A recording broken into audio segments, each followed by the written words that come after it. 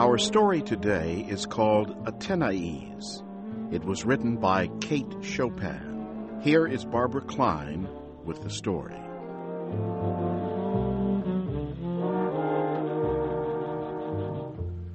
Athenaise went away one morning to visit her parents, 10 miles back on the Bon Dieu River in Louisiana. She did not return in the evening, and Cazot, her husband, was worried. Cazot expressed his worries to his servant, Félicité, who served him dinner. He ate alone by the light of a coal-oil lamp. Félicité stood nearby like a restless shadow. "Only married 2 months, and she has her head turned already to leave? It is not right," she said. Cazot shrugged his shoulders. Félicité's opinion of his wife's behavior after 2 months of marriage did not matter to him. He was used to being alone, and did not mind a night or 2 of it. Cazot stood up and walked outside. The night was beginning to deepen and gather black around the groups of trees in the yard. Far away, he could hear the sound of someone playing an accordion. Nearby, a baby was crying. Cazot's horse was waiting, saddled. He still had much farm work to do before bedtime. He did not have time to think about Athenaise, but he felt her absence like a deep pain. Before he slept that night, Cazot was visited by an image of Athénaise's pale young face, with its soft lips and sensual eyes. The marriage had been a mistake.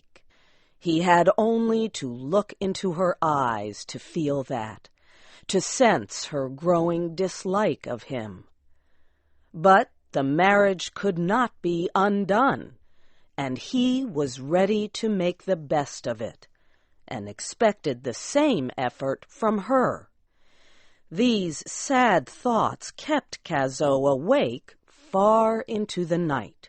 The moon was shining, and its pale light reached into the room. It was still outside, with no sound except the distant notes of the accordion.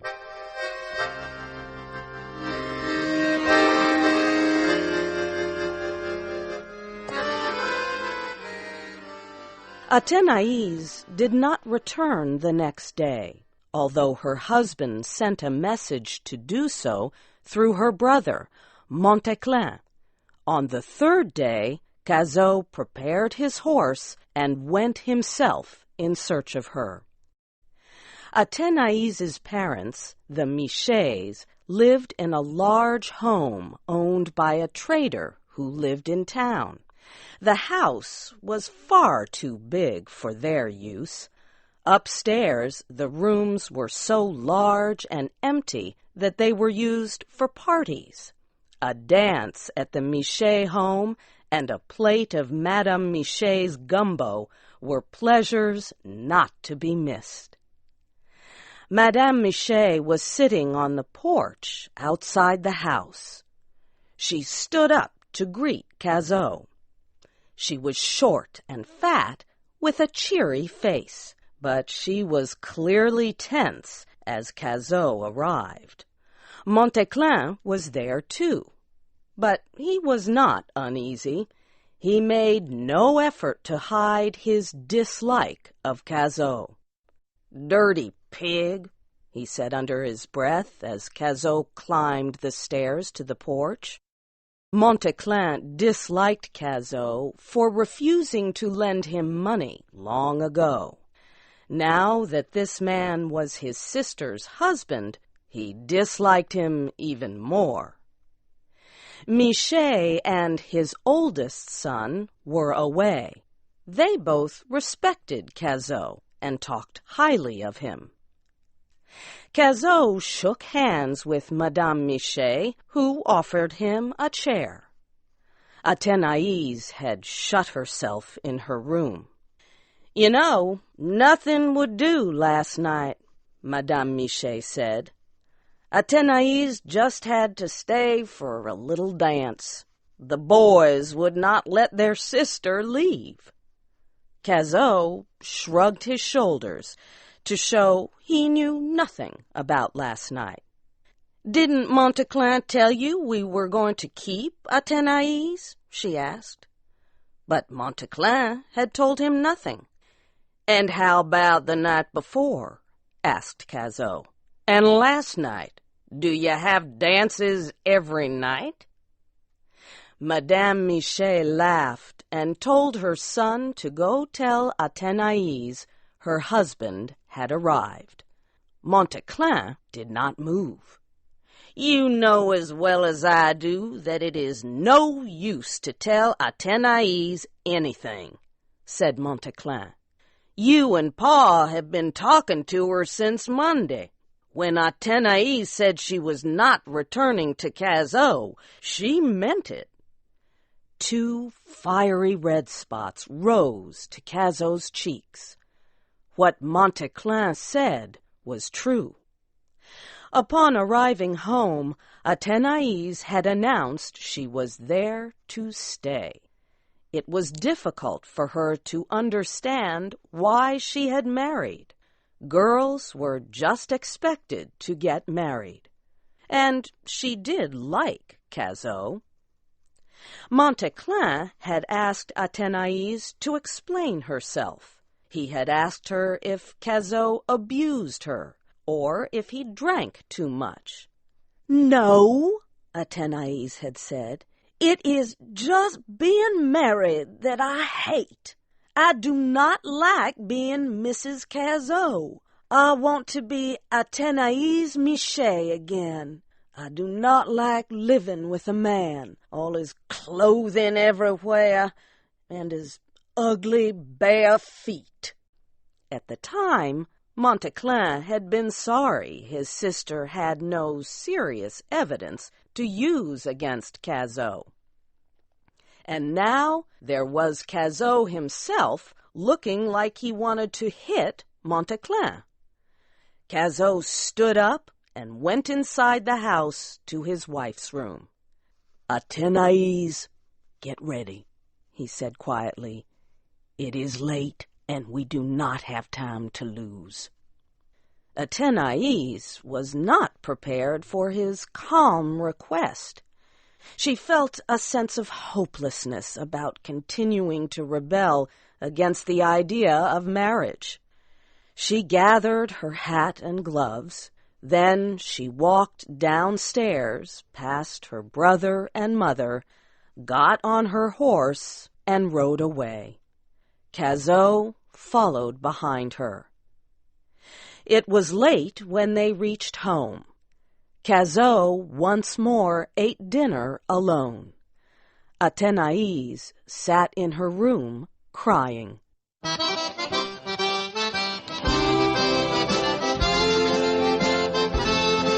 Athenaise's parents had hoped that marriage would bring a sense of responsibility so deeply lacking in her character.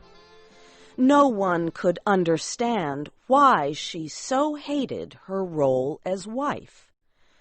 Cazot had never spoken angrily to her, or called her names, or failed to give her everything she wanted. His main offense seemed to be that he loved her, and Athenaise was not a woman to be loved against her will. At breakfast, Athenaise complained to her husband. "Why did you have to marry me when there were so many other girls to choose from?" she asked. "And it is strange that if you hate my brother so much, why would you marry his sister?" "I do not know what any of them have to do with it," Cazot said. "I married you because I loved you. I guess I was fool to think I could make you happy. I do not know what else to do but make the best of a bad deal and shake hands over it." It now seemed to Athenaise that her brother was the only friend left to her in the world. Her parents had turned from her, and her friends laughed at her. But Montéclin had an idea for securing his sister's freedom. After some thought, Athenaise agreed to his plan. The next morning, Cazot woke up to find his wife was gone. She had packed her belongings and left in the night. Cazot felt a terrible sense of loss. It was not new. He had felt it for weeks. He realized he had missed his chance for happiness. He could not think of loving any other woman, and could not imagine Athenaise ever caring for him. He wrote her a letter stating that he did not want her back unless she returned of her own free will.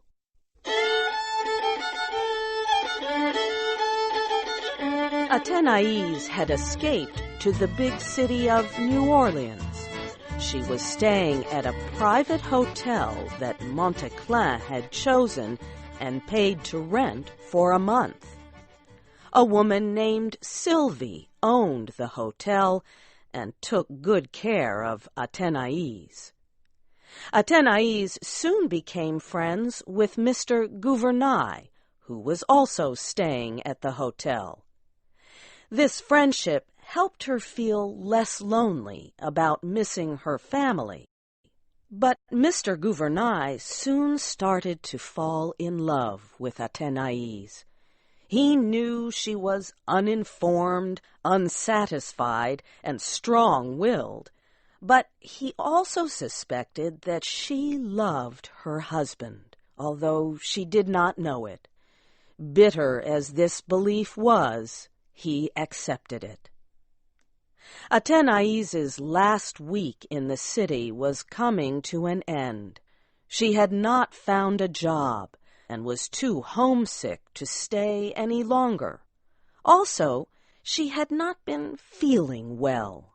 She complained in detail about her sickness to Sylvie.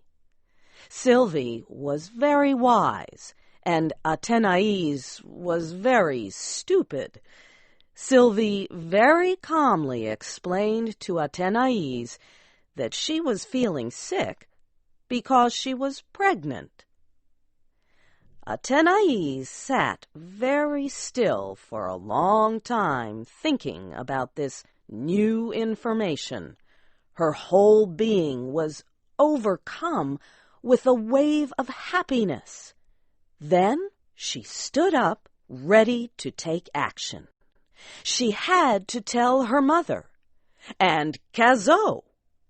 As she thought of him, a whole new sense of life swept over her. She could not wait to return to him. The next day, Athenaise spent traveling home. When she arrived at Cazot's, he lifted her out of the horse carriage, and they held each other tight. The country night was warm and still, except for a baby crying in the distance. "Listen, Cazot," said Athenaise. "How Juliet's baby is crying. Poor darling. I wonder what is the matter with it."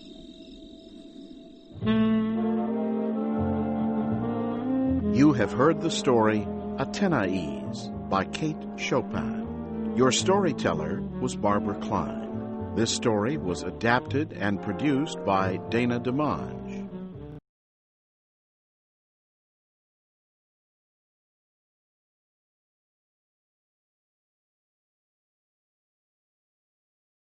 Our story this week is called Bartleby. It was written by Herman Melville, one of America's best-known writers. Here is Shep O'Neill to tell you the story in special English. I am an old lawyer, and I have 3 men working for me. My business continued to grow, and so I decided to get 1 more man to help write legal papers. I have met a great many people in my days, but the man who answered my advertisement was the strangest person I have ever heard of or met. He stood outside my office and waited for me to speak. He was a small man, quiet, and dressed in a clean but old suit of clothes. I asked him his name. It was Bartleby. At first, Bartleby almost worked himself too hard, writing the legal papers I gave him.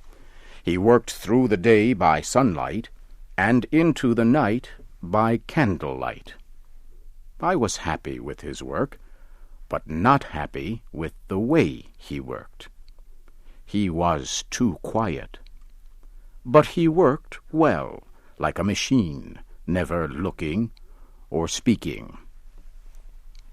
One day I asked Bartleby to come to my office to study a legal paper with me. Without moving from his chair, Bartleby said, "I do not want to." I sat for a short time, too surprised to move. Then I became excited. "You do not want to? What do you mean? Are you sick? I want you to help me with this paper." "I do not want to." His face was calm. His eyes showed no emotion. He was not angry. This is strange, I thought. What should I do? But the telephone rang, and I forgot the problem for the time being. A few days later, 4 long documents came into the office. They needed careful study, and I decided to give 1 document to each of my men. I called, and all came to my office, but not Bartleby. "Bartleby, quick! I am waiting." He came and stood in front of me for a moment. "I don't want to," he said, then turned and went back to his desk.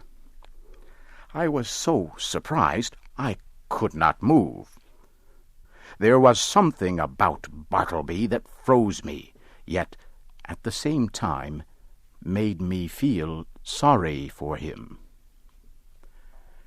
As time passed, I saw that Bartleby never went out to eat dinner. Indeed, he never went anywhere. At 11 o'clock each morning, one of the men would bring Bartleby some ginger cakes. He lives on them, I thought. Poor fellow. He is a little foolish at times, but he is useful to me. "Bartleby," I said one afternoon, "please go to the post office and bring my mail." "I do not want to." I walked back to my office, too shocked to think. Let's see. The problem here is one of my workers, named Bartleby, will not do some of the things I ask him to do. One important thing about him, though, he is always in his office. One Sunday I walked to my office to do some work. When I placed the key in the door, I couldn't open it. I stood a little surprised, then called, thinking someone might be inside. There was. Bartleby. He came from his office and told me he did not want to let me in. The idea of Bartleby living in my law office had a strange effect on me. I slunk away, much like a dog does when it has been shouted at, with its tail between its legs. Was anything wrong? I did not for a moment believe Bartleby would keep a woman in my office, but for some time he must have eaten, dressed, and slept there. How lonely and friendless Bartleby must be. I decided to help him. The next morning I called him to my office. "Bartleby, will you tell me anything about yourself?" "I do not want to." I sat down with him and said, "You do not have to tell me about your personal history, but when you finish writing that document, I have decided not to write any more," he said, and left my office. What was I to do? Bartleby would not work at all. Then why should he stay on his job? I decided to let him go. I gave him 6 days to leave the office and told him I would give him some extra money. If he would not work, he must leave. On the 6th day, somewhat hopefully, I looked into the office Bartleby used. He was still there.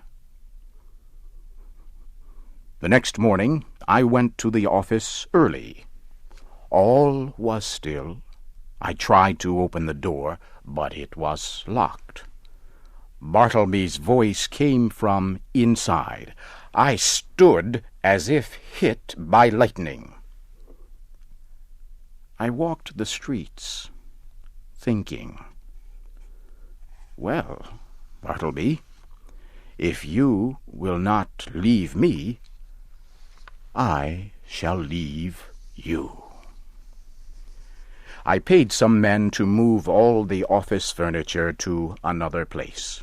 Bartleby just stood there as the men took his chair away. "Goodbye, Bartleby. I am going. Goodbye, and God be with you. Here, take this money." I placed it in his hands. It dropped to the floor, and then, strange to say, I had difficulty leaving the person I wanted to leave me. A few days later, a stranger visited me in my new office. "You are responsible for the man you left in your last office," he said. "The owner of the building has given me a court order which says you must take him away. We tried to make him leave, but he returned and troubles the others there." I went back to my old office and found Bartleby sitting on the empty floor. "Bartleby, one of two things must happen. I will get you a different job, or you can go to work for some other lawyer." He said he did not like either choice. "Bartleby, will you come home with me and stay there until we decide what you will do?" He answered softly, "No, I do not want to make any changes." I answered nothing more. I fled. I rode around the city and visited places of historic interest, anything to get Bartleby off my mind. When I entered my office later, I found a message for me. Bartleby had been taken to prison. I found him there, and when he saw me, he said, "I know you, and I have nothing to say to you. "But I didn't put you here, Bartleby." I was deeply hurt. I told him I gave the prison guard money to buy him a good dinner. "I do not want to eat today," he said. "I never eat dinner." Days passed, and I went to see Bartleby again. I was told he was sleeping in the prison yard outside. Sleeping? The thin Bartleby was lying on the cold stones. I stooped to look at the small man lying on his side with his knees against his chest. I walked closer and looked down at him. His eyes were open. He seemed to be in a deep sleep. "Won't he eat today either, or does he live without eating?" the guard asked. "Lives without eating," I answered, and closed his eyes. "Ah, he is asleep, isn't he?" the guard said. "With kings and lawyers," I answered. One little story came to me some days after Bartleby died. I learned he had worked for many years in the post office. He was in a special office that opened all the nation's letters that never reached the person they were written to. It is called the Dead Letter Office. The letters are not written clearly, so the mailmen cannot read the addresses. Well, poor Bartleby had to read the letters to see if anyone's name was written clearly so they could be sent. Think of it. From one letter a wedding ring fell. The finger it was bought for perhaps lies rotting in the grave. Another letter has money to help someone long since dead. Letters filled with hope for those who died without hope. Poor Bartleby. He himself had lost all hope. His job had killed something inside him. Ah, Bartleby. Ah, humanity.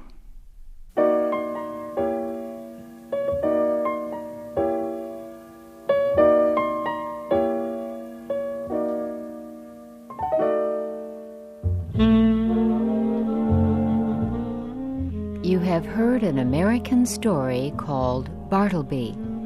It was written by Herman Melville. Our storyteller was Shep O'Neill.